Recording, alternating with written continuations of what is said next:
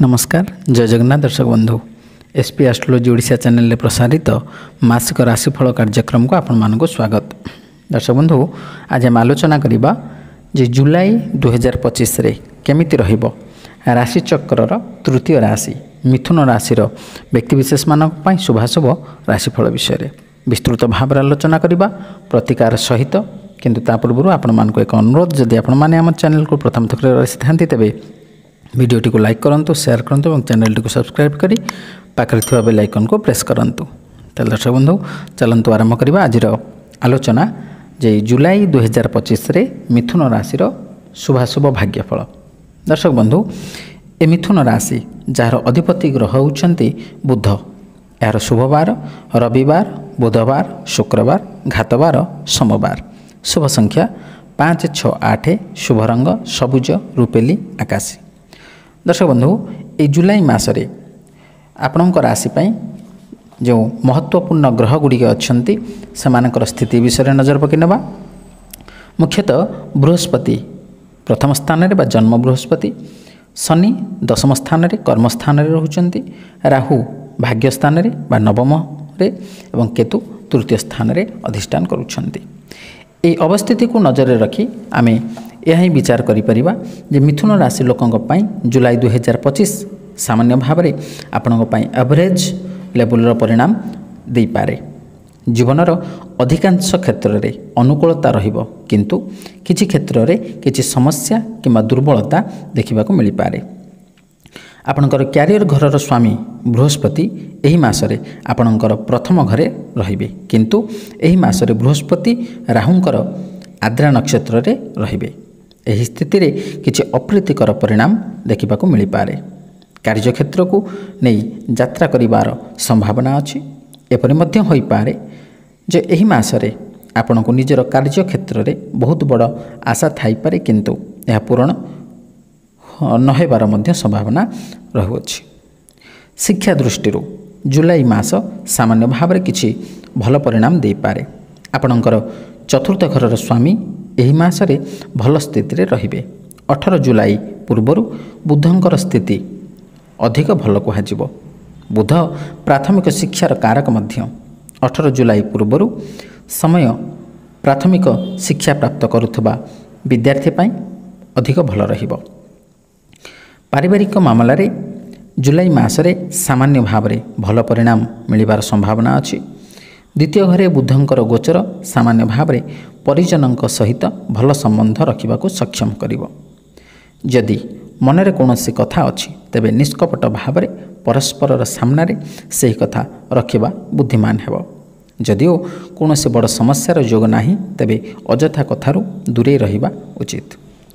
जुलाई मास पाई जदि आपणकर प्रेम संबंध विषय आलोचना करिबा तेबे एही मासरे आपणकर पंचम घरर स्वामी शुक्र 26 जुलाई पर्यंत आपणकर द्वादश घरे रहिबे।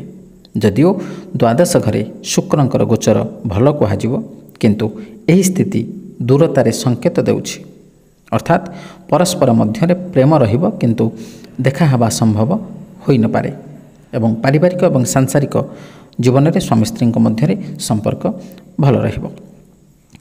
आर्थिक मामला विषय जदि आलोचना करिबा तबे एही मासरे आपणकर लाभ घरर स्वामी मंगल ग्रह अधिकांश समय विशेषकर 28 जुलाई पर्यंत बहुत भल स्थिति रे रहिबे।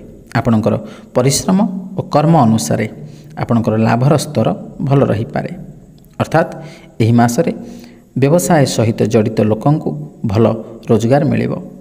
चाकरी करुथुवा लोकंकु निश्चित रोजगार मिलिबो। स्वास्थ्य दृष्टि जदि आम आलोचना करिबा तबे ए जुलाई मास आपनको हाराहारी लेवल परिणाम दे पारे। जदिओ कौनसी बड़ स्वास्थ्यगत समस्यार जोग नाही, किंतु छोट छोट समस्या रही पारे। आपणकर लग्न किंबा राशिर स्वामी बुध ग्रह 18 जुलाई पर्यंत संपूर्ण भाव में भल स्थिति रे रहिबे। एही समय रे से स्वास्थ्यर सुरक्षा करिवे। दर्शक बंधु प्रथम आम जो आलोचना करुथिले जे गुरुत्वपूर्ण ग्रह मानक विषय रे, सेही ग्रह मानक मध्यरु प्रथम आम जदि बृहस्पति कथा आलोचना करिबा तबे बृहस्पति होचंती देवगुरु, अर्थात से होचंती आमर धन धान्यर कारक, विद्या बुद्धिर कारक, जस कीर्तिर कारक, आध्यात्मिकतावादीर कारक, समस्त प्रकार सकारात्मक दिगर कारक होउछन्ति देवगुरु बृहस्पति। ए बृहस्पति गोचरीय स्थिति अनुसार द्वितीय, पंचम, सप्तम, नवम एवं एकादश स्थान में शुभफल प्रदान करिथान्ति। किंतु आपणकर राशि बृहस्पति प्रथम स्थान अर्थात आपणकर राशि रे ही बृहस्पति अधिष्ठान करुछन्ति। तबे जन्म बृहस्पति जदि आम व्यक्तिगत भाव में बृहस्पति फल कथा आलोचना करिबा तबे जन्म बृहस्पति आपणक पई अत्यंत शुभ फल प्रदान करि न पारंती बा अत्यधिक मात्रा रे अशुभ फल मध्य प्रदान करिवे नाही। अन्य ग्रह मानक सहित युति एवं दृष्टि रे आपणक शुभ फल प्राप्त करि पारंते। किंतु व्यक्तिगत भाव में जदि आम बृहस्पति कथा आलोचना करिबा तबे बृहस्पति आपणक पई निश्चित भाव में किछि मात्रा रे अशुभ फल प्रदान करेंगे। जमती कि जदि आप व्यवसाय वाणिज्य क्षेत्र में अच्छा आप आसान रूप लाभ प्राप्त करें ना। आप जदि पार्टनरशिप रे व्यवसाय करुँच तेज आपणकर पार्टनर पूर्ण सहायता आप प्राप्त करें ना। और जदि शेयर मार्केट अर्थ विनियोग करुँच तेज ए समय निश्चित भाव में आपको जगी रखी अर्थ विनियोग करने पड़ो ना आकस्मिक भाव में आप क्षति पड़ पारती। आध्यात्मिकता क्षेत्र में जो व्यक्ति विशेष माने रही से समय निश्चित भाव में अनाग्रह प्रकाश करें आध्यात्मिकता क्षेत्र मन फेराई आनी पारती।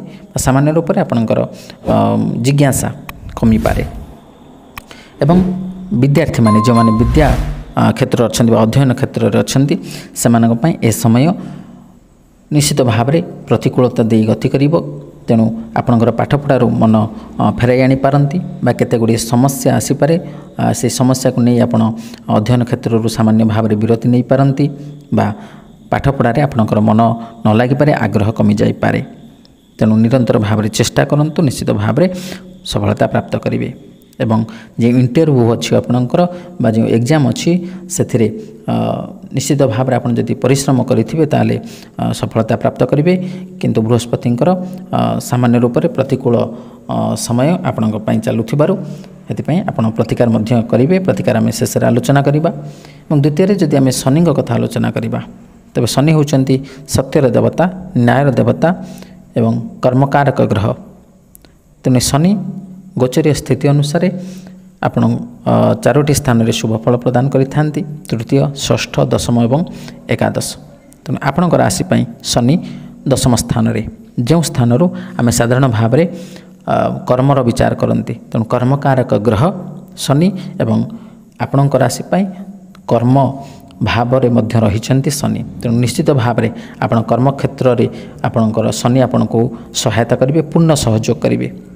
जदि आपण कर्मक्षेत्र में अच्छा तेबे आपणकर कार्यदक्षता को नहीं उच्चपदस्थ कर्मचारी आपण पुरस्कृत हो पारती सम्मानित हो पारती।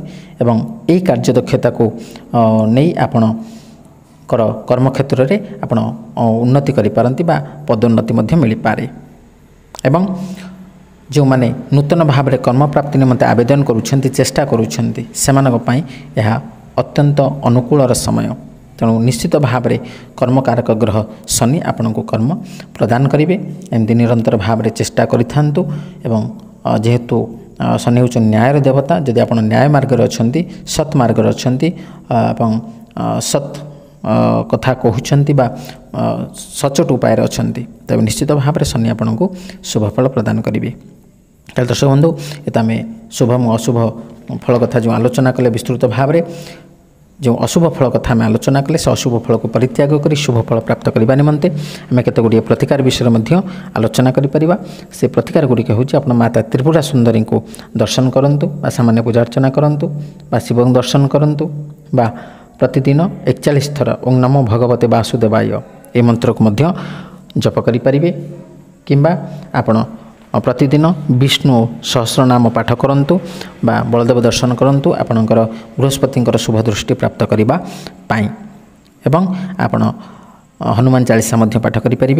एवं मुख्यतः भाव में आपण यही मासरे मांस, मदिरा, अंडा और आमिष संबंधी जिनस एवं अश्लीलतारू दूरे रुहतु निश्चित भाव में आप शुभफल प्राप्त करेंगे। दर्शक बंधु आशा करी वीडियो भल लगी जदि भल लगी तो वीडियो को लाइक करूँ, शेयर करूँ और आपंकर सुचिंतित मतामत देवाक जमा भूलुनी। आज विदाय दिंतु। रही नमस्कार। जय जगन्नाथ।